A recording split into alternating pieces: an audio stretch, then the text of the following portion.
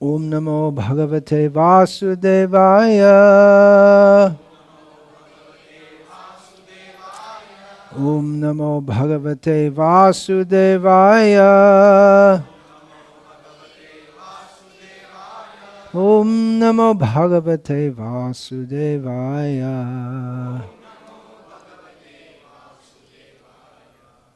Srimad Bhagavatam, Canto 8, Chapter 22. Text 20, translation and commentary by His Divine Grace A.C. Bhaktivedanta Swami Prabhupada. Shri Vindhyavalihi Uvacha Krira Artham Atmanaha Idam Tri Jagat Kritam Te Swamyam Te Tatra Kudhyaha Apare Isha Kuryuhu Kartuhu Prabho Tava Kim Asyataha Avahanti Tyakta Hriyaha Tvat Avaropita Katri Padaha Shri Vindhyavaliruvacha Kriraatamatmana idam trijagat kritam te Svamyang tu tatra kudhiyo para isha kuryuhu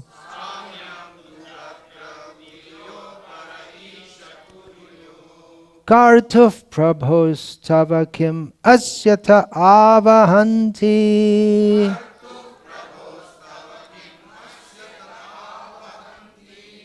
Tyakta hriyastvad aropita katrivadaha Niratamatmana idam trijagat tritam te Shri Vindhyavaliruvacha Kriraatamatmana idam trijagat kritam te Swamyang tu tatra kudhiyo para isha kuryuhu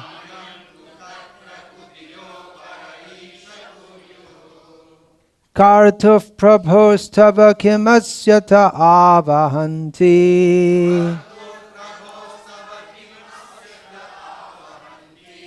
Tyakta hriyastvadaropita katrivadaha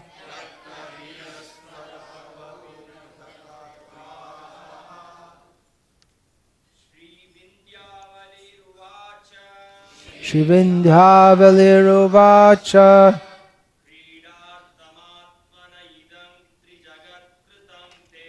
Kriraatamatmana idam trijagat kritam te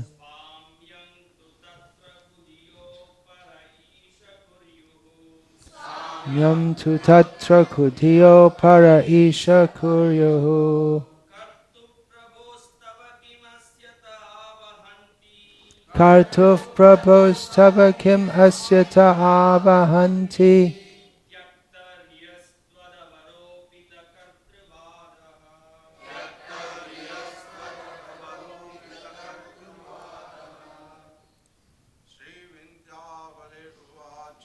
Shri Vindhyavalir Uvacha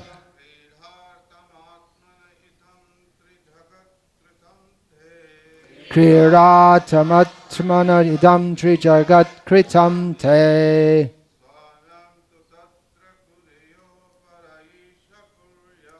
Swamyam tu tatra kudhiyo para isha kuryuhu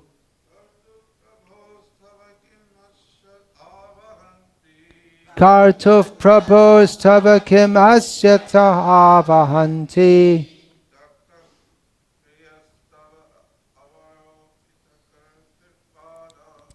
Tyagta hreyastvadavaro pita kartrivadaha. Shri Vindhavalir uvacha. Kridatam idam trijagat kritam te.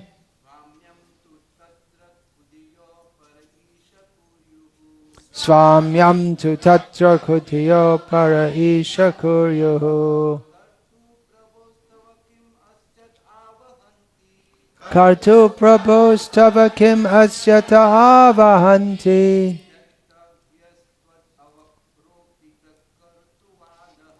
Tyakta hreyastvadavaro pita katrivadaha. Shri Vindhavalir uvacha.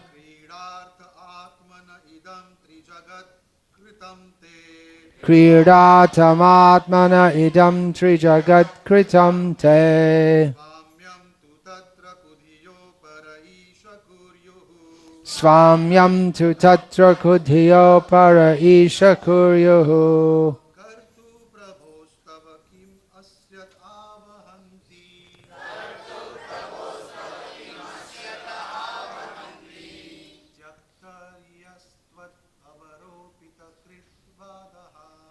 Tyakta hreyastvadavaro pita katrivadaha. Ladies, Shri Vindhavalir uvacha.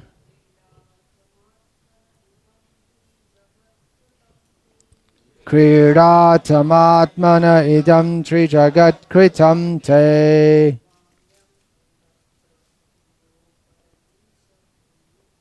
Swamyam tu tatra kutiyo para isha kuryuhu.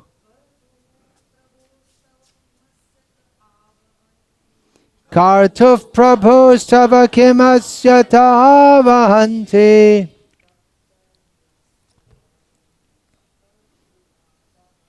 Tyakta hreyastvadavaro pita kartrivadaha.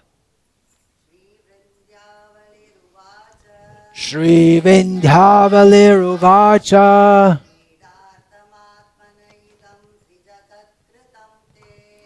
Kriratam idam trijagat kritam te.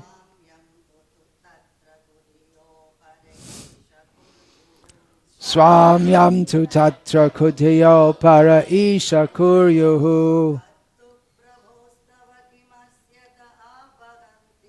Kartuf prabhos tava kim asyata avahanti.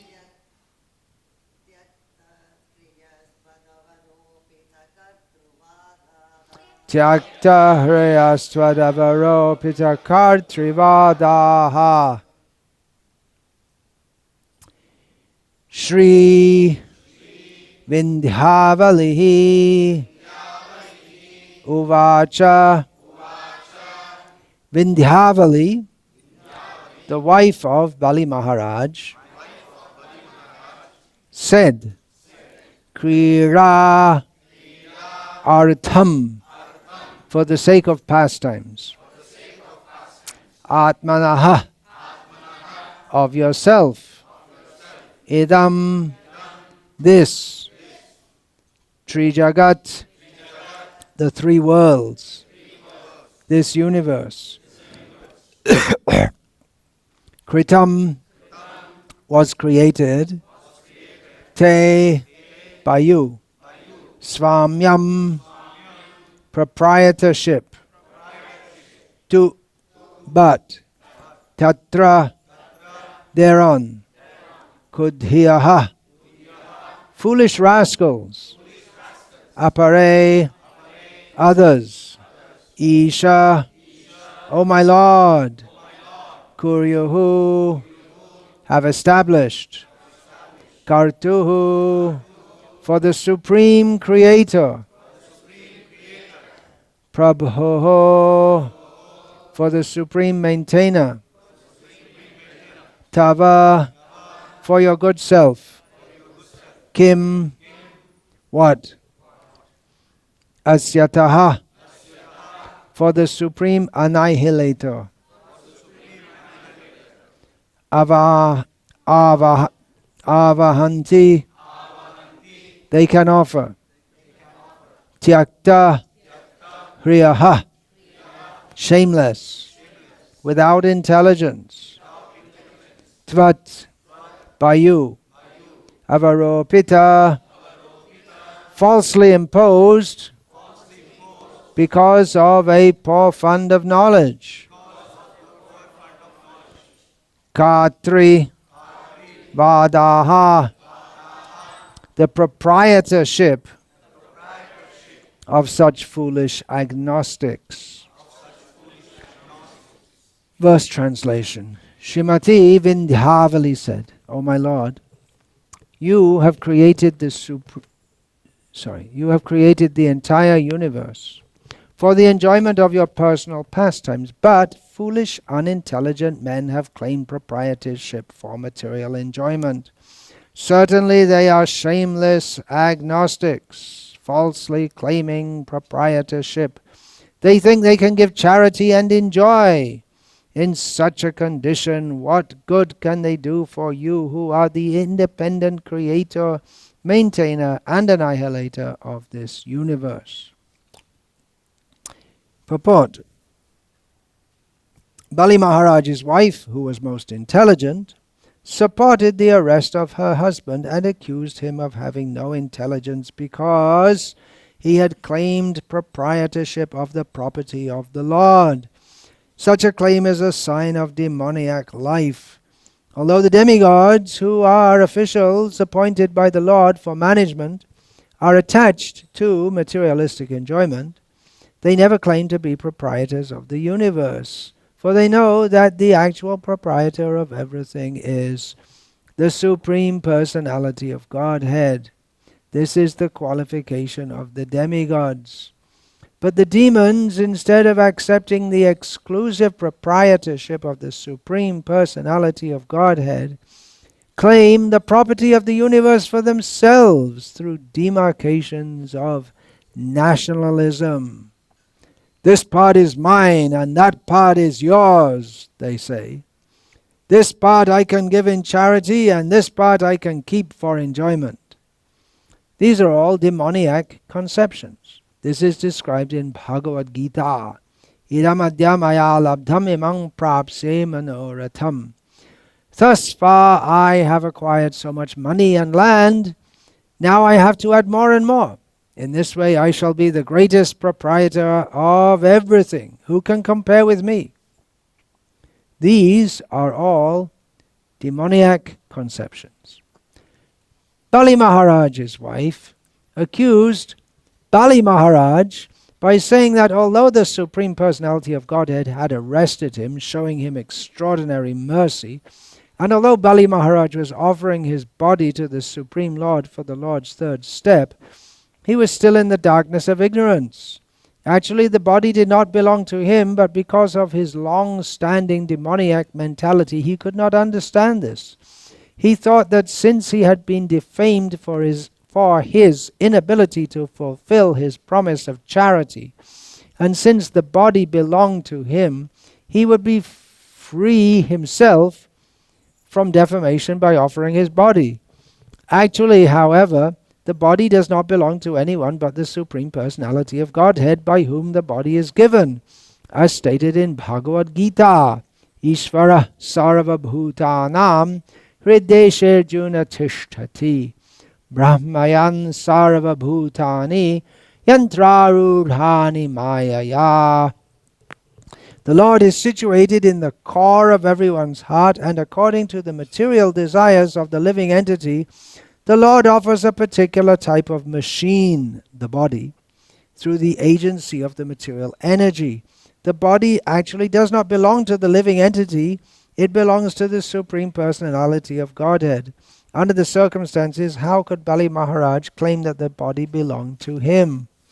Thus, Vindhyavali, Bali Maharaj's intelligent wife, prayed that her husband be released by the Lord's causeless mercy. Otherwise, Bali Maharaj was nothing but a shameless demon, specifically described as Tyakta Hriyastvad Avaropita Katrivadaha, a foolish person claiming proprietorship over the property of the Supreme Person. In the present age, Kali Yuga, the number of such shameless men who are agnostics, disbelieving in the existence of God, has increased, trying to defy the authority of the Supreme Personality of Godhead. So-called scientists, philosophers, and politicians manufacture plans and schemes for the destruction of the world. Kshayayo jagato hitaha. They cannot do anything good for the world, and unfortunately, because of Kali Yuga, they have plunged the affairs of the world into mismanagement. Thus, there is a great need for the Krishna consciousness movement for the benefit of innocent people who are being carried away by the propaganda of such demons. If the present status quo is allowed to continue, people will certainly suffer more and more under the leadership of these demoniac agnostics. Om Jnanatimirandhasya Jnananjana Shalakaya Chakshurin Militam Yena Tasmai Shri Gurave Namaha Nama Shreshtam Manum Api Shachiputramatra Swarupam Rupam Tasyagajam Urupuring Maturing Goshtapatim Radha Kundam Girivaramaho Radhika Madhavasham Prapto Yasya Pratita Kripaya Shri Gurum Tamnatosmi Vandeham Shri Guru Shri Ataf Padakamalam Shri Gurun Vaishnavangscha Shri Rupam Sagrajatam Sahagana Raghunatan Vitam Tam Sajivam Sadvaitam Savadhutam Parijana Sahitam Krishna Chaitanya Devam Shri Radha Krishna Padan Sahagana Lalita Shri Vishakhan Vitamscha Hare Krishna Krishna Krishna Hare Hare Hare Rama Rama Rama Hare Hare. Srila Prabhupada twice in this purport uses the word intelligent to describe the wife of Bali Maharaj. She's understood the whole situation. That this whole business of Bali Maharaj giving land to Vamana, it's a ridiculous idea. The idea that anyone can give anything to anyone is a ridiculous idea because everything belongs to Krishna. What she is suggesting is that even his own body, Bali Maharaj, he found a way out. I covered the whole universe with 2 steps, so what are you going to do for the 3rd step? You have cheated me. You told me you'll give me 3 steps of land, but you could only give 2 for all your boasting. And then Bali Maharaj said, well, you put your foot over my head. In this way, he surrendered himself, which was what everyone's supposed to do. Surrender to Krishna, which is symbolized by bowing down before him. Mam namaskuru, Krishna says. Don't just say, don't just imagine I'm surrendered, but we have to bow down and surrender. Namaste. We say naman, means going down, putting the head down. But Vindhyavali is making a point that the very idea that the body is mine and I can offer it, that is a misconception. We don't have anything to give. So what would have been better would have been if when Vamanadev appeared, immediately Bali said, well, actually now I understand I'm completely in Maya, just you can take back the whole universe. It never really belonged to me anyway. It never really belonged to Indra also. But as Srila Prabhupada points out in this purport, that Indra, although he's managing the universe, the topmost planets, he's not in the illusion that I'm the proprietor.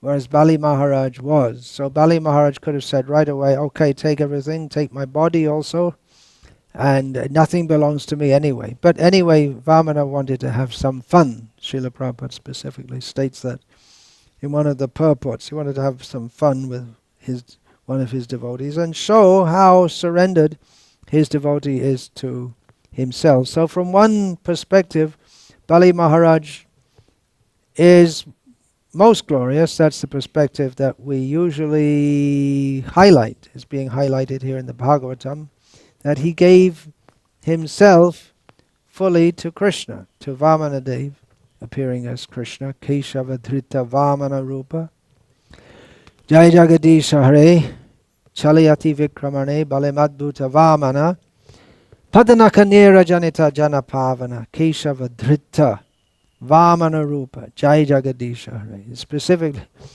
specifically says that the first word of this verse from Dashavata Stotra states that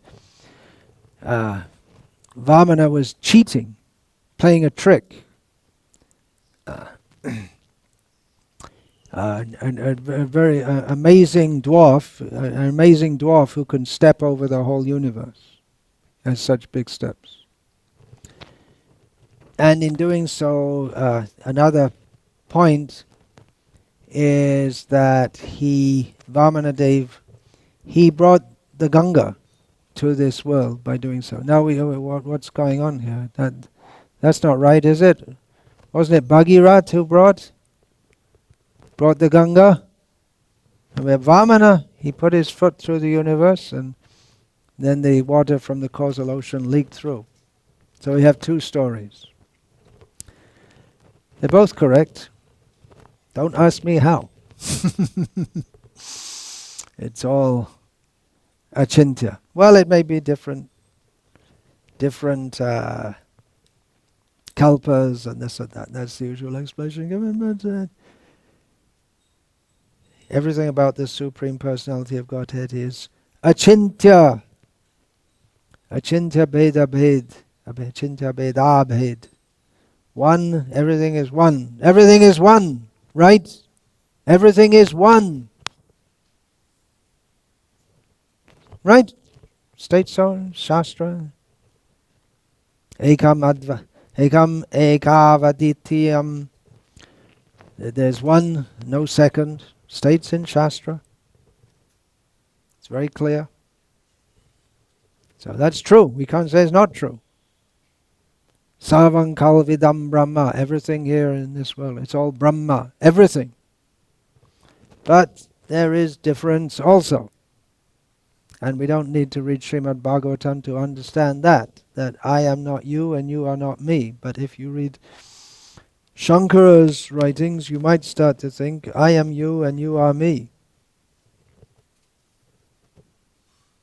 Doesn't make sense, but if you get your brain screwed up by Shankara, you might start to think that. So both things are true. Everything is one, and everything is distinguished also. There are differences also. So the demigods, they're supposed to understand this. They understand that the Supreme Personality of Godhead is the Supreme Personality of Godhead. But the demons think, Ishvaro Ham, I am the proprietor, not Krishna. I am the proprietor. This was the illusion that Bali Maharaj was in, thinking that he is the controller, and as his wife points out. Now, generally a wife won't criticize her husband in public. It's not usually done. She might do to him privately, but not in public. And she's criticizing him very, very strongly here. Shameless, tyakta hriya, having given up shame. Katrivadaha kartahamiti manyate. Ahankara vimurhatma. Ahankara vimurhatma kartahamiti manyate. That means katrivadaha. people who think that I am the doer, who are under the illusion that I am the doer. So she's criticizing him very strongly. She has been described as sadhvi in the previous verse, as a chaste woman. She's not any less the chaste for saying all these things, although it is unusual. But everything that's going on is unusual. It's a very unusual time. There's a revolution going on. Revolution means to bring things back to the original situation. So the original situation in the universe is that Indra is in charge. Bali made a revolution, or not exactly a revolution. It was an invasion, and now Vamana Dev is putting things back in order, but he does it in his own way. And not only is the universal management all upset, but everyone's mind is all upset. Everyone's wondering what's going on. Bali's wondering what's going on, and Shukra is wondering what's going on, and even Indra might be wondering what's going on. Why don't you just kill him? He may think. Why don't you just kill Bali like he killed Hiranyakashipu? Well, he had promised to Prahlad that I won't kill any more in your family, even if they're demons. So that was one thing. He kept his promise. But Indra might have been afraid. They keep him alive and he'll build up his power again and come back again. But he didn't, because Vamana went to be the watchman. So the watchman can be to keep enemies out, and it can also be to watch over the person inside. Just like in the British era, they had British advisors at the court of the independent king. So the British advisor was not just to give advice, your hair looks very nice today. I think you need to curl it a little bit more. But their advice was, you better keep in line, because you have your independent kingdom, but we're there too. We're the British. And if you don't do what we say, then you're going to be the ex-king of wherever, sooner than expected. So Bali was there in his kingdom, and Vamana was there also. And Bali was perfectly satisfied. Swamin kritatosmi varang nayache. Who said that? Prahlad? No, Dhruva said that. Not Bali, but it's a generic realization that everyone should have. When we get Krishna, then we don't want anything else. We're fully satisfied. But as with Dhruva and as with Bali, Vamana Dev anyway gave. You had some desire, okay, you can have it. You want a big kingdom? And Dhruva said, oh no, I don't really want it anymore. Anyway, take it. Just to show. If you want something from me, I can give it. You wanted a kingdom greater than that of Lord Brahma, which is impossible. Okay, I'll make it possible. He can do anything he likes.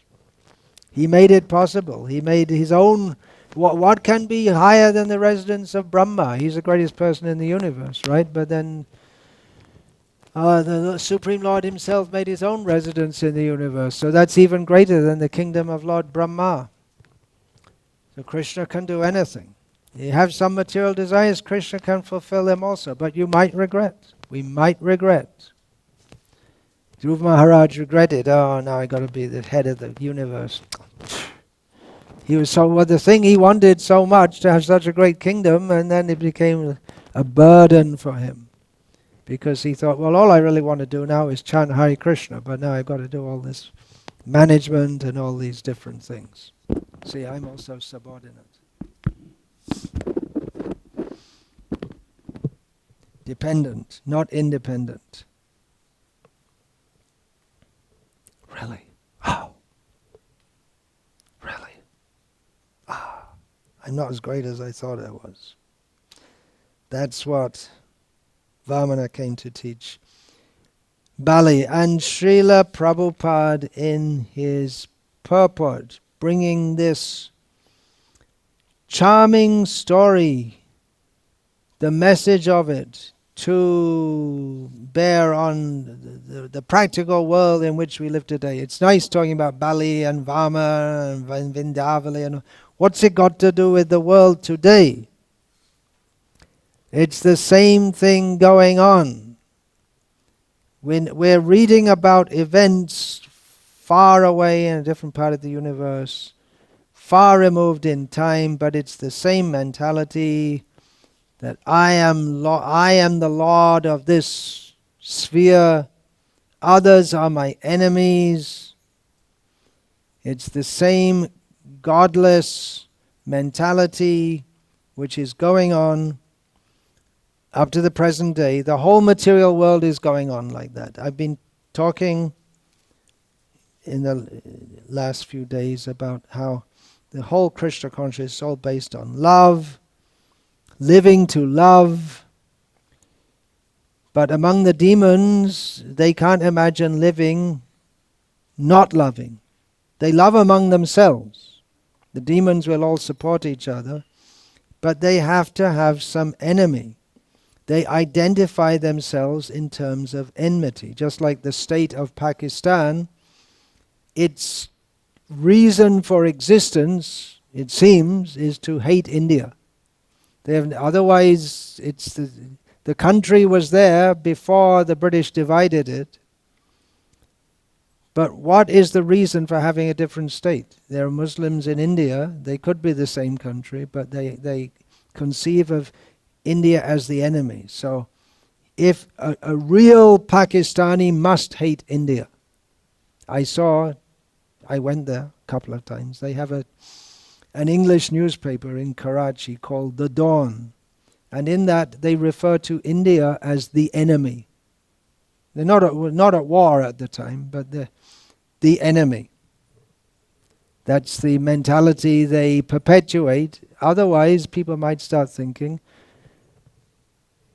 why do we have a different country anyway? Because India is much more prosperous economically, and there's democracy working somewhere or other better than Pakistan. So they're living in enmity. It's part of the demoniac mentality that we have to have some enemy. Whereas the devotee, he sees no one as an enemy. Devotee sees there are demons and demigods, but my only real enemy is my rascal mind, by which I think that someone is my enemy. That's the way a devotee thinks. Of course, the demigods in the universe, they also think of the demons as enemies. So the demigods, they are considered to be sakama bhaktas, devotees with desires for their own enjoyment. And once we have desires for personal enjoyment, then we start thinking in terms of friends and enemies. Whether you're a demon or... Difference between a demon and a demigod, Devo Bhuto Sargo Lokesmin Daiva Asura Evachas, from Bhagavad Gita, right? What's the next line? Daiva Vistarasha Prokta. But in the Padma Purana, as Srila Prabhupada quotes it, there's a different follow-up to that. It is Vishnu Bhakta Smrito Daiva Asuras Tadviparyaya. That the devotees of Vishnu, they are called godly, and the demons are just the opposite. I remember years and years ago, I quoted this verse in a public talk in Nellore, and afterwards a Ramanuja Vaishnav came and said, "Oh, I never heard. Where's that verse from? Very nice." There are two kinds of, because the Sri Vaishnavas, Vishnu Bhakta Smrito Daiva. You see, the Shaivas, they're demons. He liked that. He liked to hear about that. So the demons, they're opposed to Vishnu, and they want to enjoy the material world themselves. And what happens? Everyone comes to the material world, I want to enjoy this. This is my land. No, it's not. It's my land. This is my property. I want to enjoy this. I want to enjoy this woman. You can't enjoy her.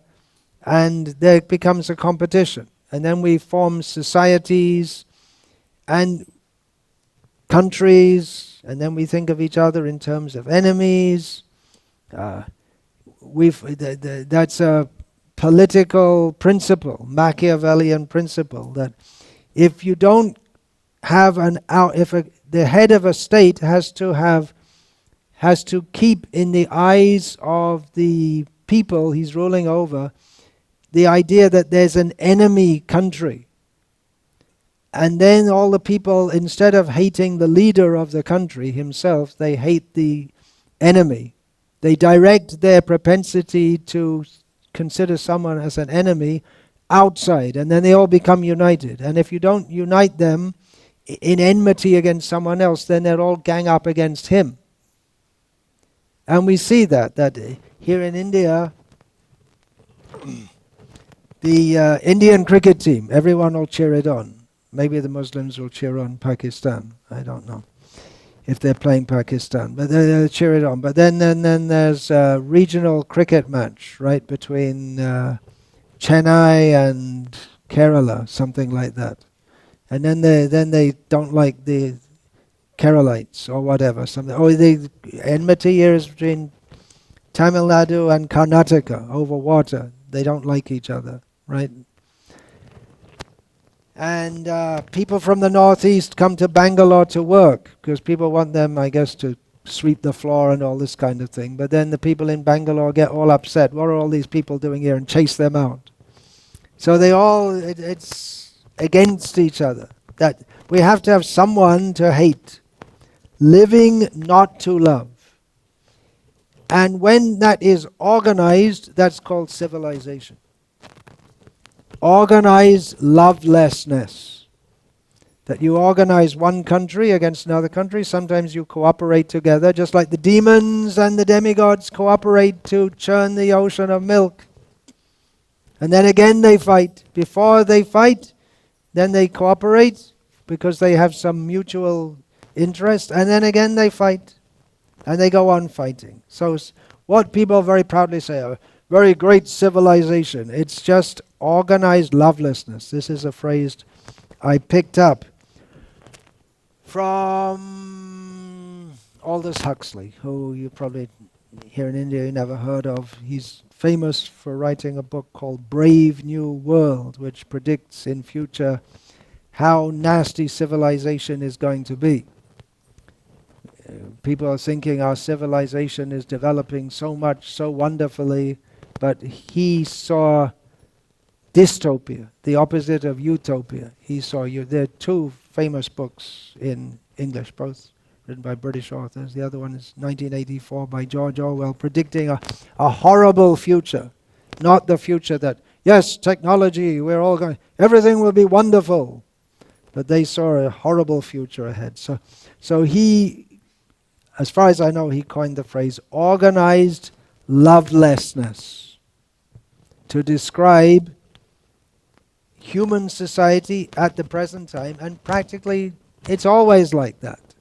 We're in the material world to not love Krishna. And just if we love Krishna, then our love for that should expand to love for all living beings. And if we don't love Krishna, that also expands to other living beings. But we have some sense of love, those who like me. Even the crocodiles, what a loveless creature is a crocodile. But they also among themselves, they have cooperation. There's a phrase, crocodile tears. There's some idea the crocodile starts crying and you feel sorry. You say, what's wrong? And he gobbles you up. There's a Chinese saying that other people's tears are just water. What do you care? What do you care if someone's sorry? It's just the opposite, isn't it, of what Krishna says in Bhagavad Gita. Atmopam yena sarvatya samam pashati yojana sukam va yadiva dukam sayogi paramosmita. The topmost yogi, Krishna states in this verse, and later he states that the topmost yogi is Tadgatena antaratmana, one who's taken me within his heart. So he says that the topmost yogi is one who sees everyone else just like himself. This person's suffering, I know I feel suffering, and you feel for them. Not that, well, he's suffering, what do I care? What's it to me? But we should see other people are suffering. Their suffering is as real to them as my suffering is to me. Feeling for others. But as this Aldous Huxley pointed out in a very perceptive book, or a book with a, well, the book's not perceptive, but he expressed therein a lot of perception into the human situation, a book called The Primordial Philosophy. But the only problem is that the whole book is aimed at an impersonalistic understanding. But impersonalists, they also have so many insights into the human condition. Buddhadev, he got right to the point. Buddhadev's whole philosophy, his teachings, he didn't really teach that much philosophy, actually, that came later, but he got right to the point that life in the material world means suffering. There's the point he emphasized. It's all dukkha. Everything here is suffering. And our life should be to make a solution to that suffering. So the Vaishnavas agree. The Vedantists agree. All the followers of Vedanta agree. Although the exposition on Vedanta by Shankara came later, chronologically in this Kali Yuga, but they all agree on this point. And in the yoga system also, Patanjali, the same point, that this world is simply suffering. We have to make a solution to it. So this Aldous Huxley, he saw in the civilization, what's going on in the world, it's organized lovelessness in the name of civilization. And we should love why should we try to exploit? Rather, we should love everything, but our lovelessness begins with everything. Rather than love it, we just want for our own sense gratification. He doesn't use these terms. We want to exploit nature. Actually, we'll find in traditional civilizations all over the world that people, they were very careful how they dealt with nature. They wouldn't, on the principle, Isha Vasyamidam, they may not have said in the Sanskrit tradition, we say, Isha Vasyamidam sarvam yatkincha jagatyam jagat tena tyaktena bhunjita magritha kasya swidhanam. The whole world is created by God, given to us by God. We're here in this world. We should take what we need and not any more. That's a principle which in various ways traditional societies all over the world have understood. Then comes the proliferation of the Bible throughout the world, in which in the very beginning it said that God gave man proprietorship all over the world, over all creatures. And they interpreted that to mean we can kill them, we can beat them, we can do whatever we damn well like because we're the proprietors. It's the same mentality as Bali Maharaj. I'm in control here. But proprietorship means under God. Not that one is an independent proprietor. Everything in this world is meant for our enjoyment. That's why the Christians eat meat and they say God made the animals for us to eat. That's what they say.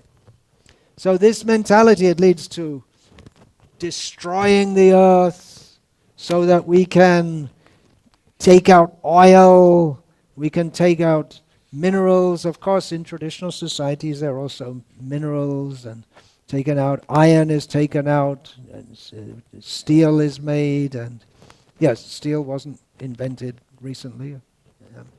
And gold, silver, jewels, these things are there in ancient Vedic culture. But this ugra karma by which we pollute all the world and we make horrible industrial enterprises and factories which are dungeons for demons, as Srila Prabhupada described, that wasn't there. and then polluting the whole world with so much this carbon, whatever that comes out of the this soot and lead and gases, and it's all called civilization in the name of progress. But we don't even care about. We're so loveless that the fact that we're polluting the world, and in future generations are going to suffer from all the mess that we've made and all the pollution we've made. We don't care. I'm going to be dead, so what the hell do we care? That was the attitude. So polluting the world, killing animals. In traditional societies, many of them, they killed animals also, but just what they needed for their food. And more advanced, they thought we don't need anyway to eat meat. And even in societies in which they had meat, they wouldn't do a lot. In the Western world, the Christian calendar, they have festivals, which are all adopted from pre-Christian, what they call pagan festivals, including Christmas. So on these festival days, they would eat meat. Otherwise, most days they wouldn't eat meat. They didn't kill animals left, right, and center.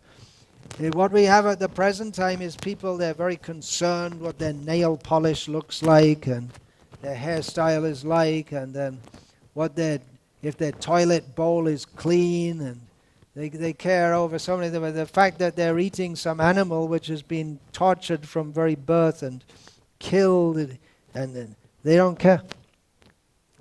They don't care at all. What does it matter? The nail polish is also made from the bones of some animal that's been slaughtered. They don't care. What do I care? It's not me. So we should say the oneness, in this way we should see the oneness of all living beings. We're all parts of Krishna. We're all living, means we all have consciousness. There's pain. We feel pain. Others feel pain. They don't see this.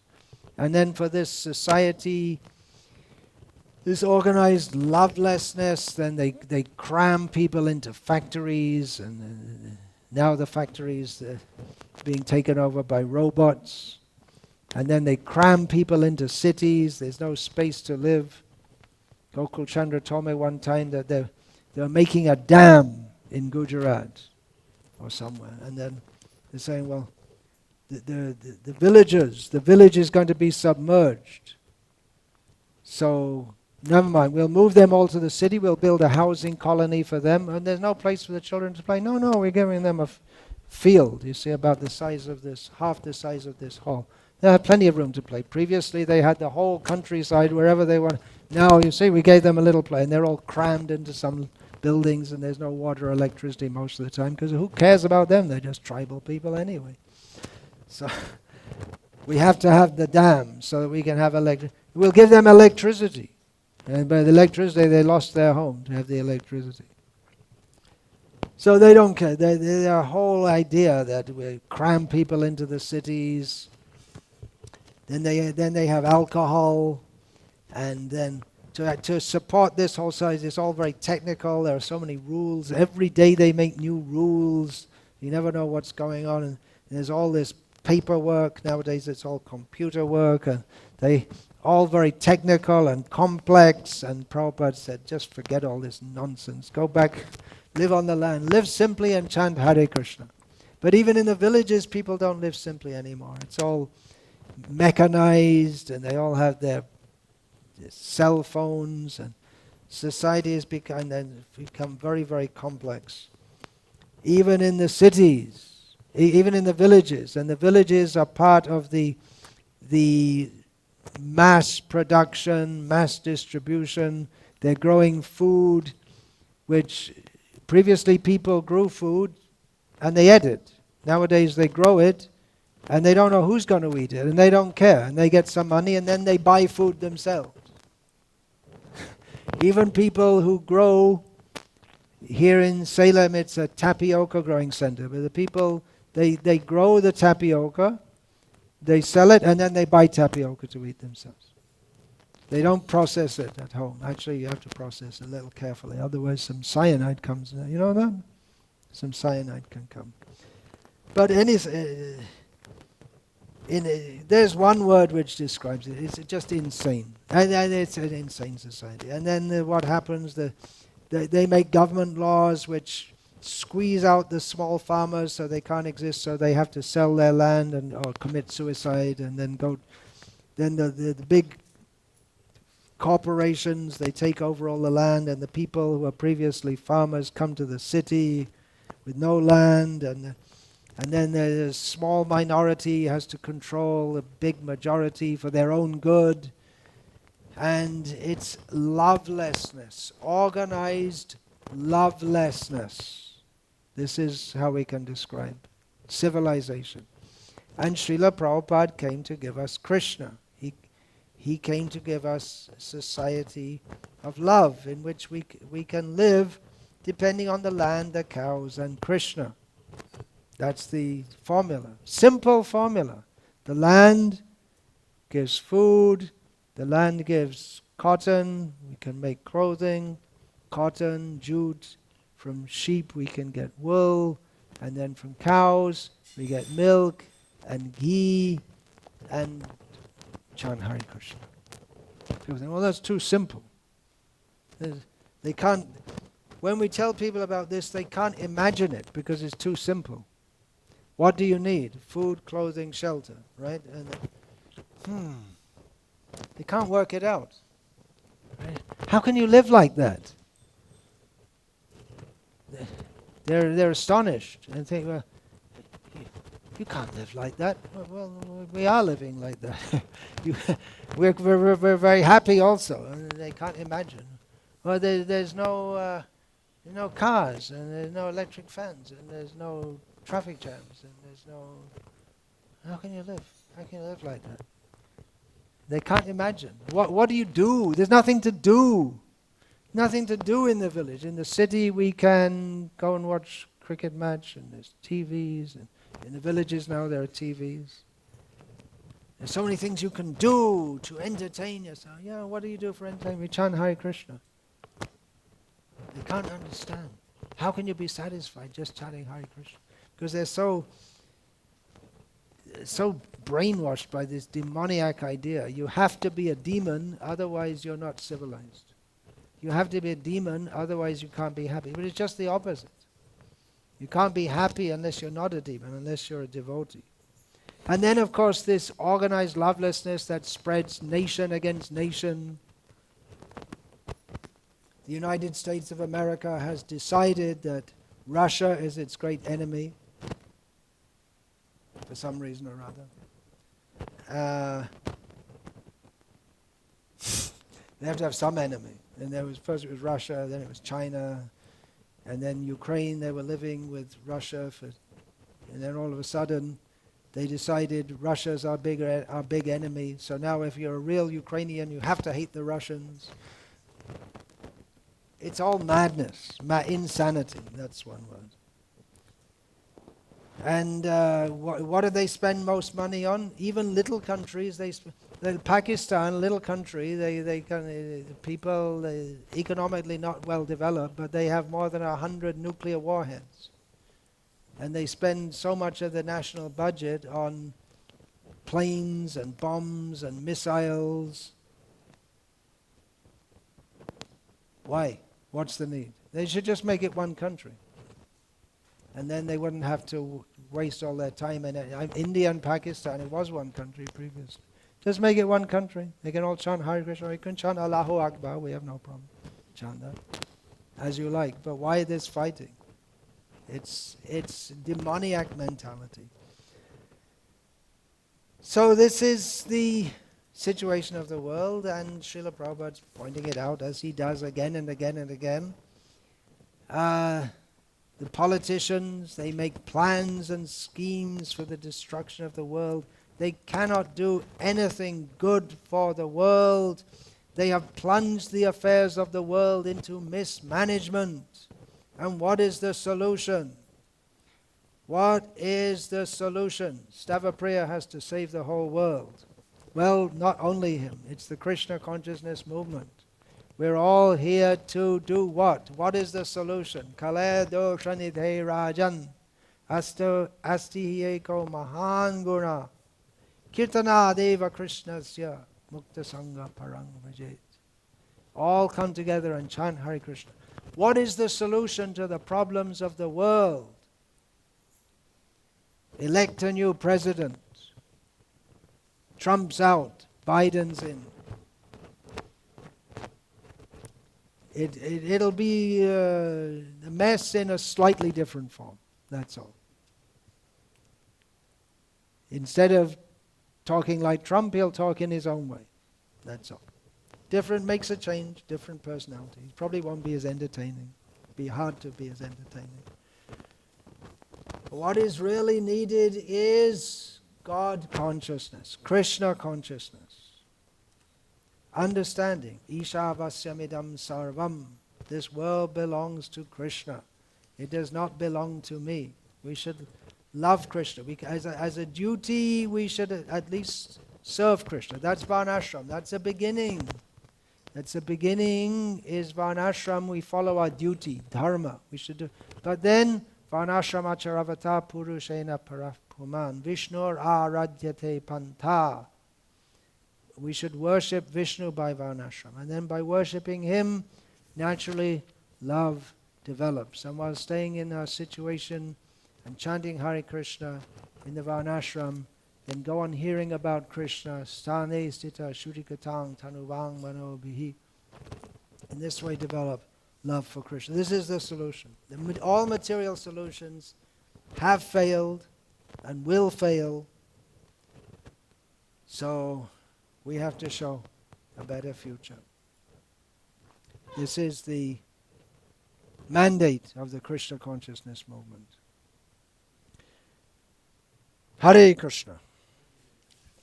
Vancha kalpa tarupyascha kripa sindhu evacha patitanam pavanebhyo vaishnavebhyo namo namaha.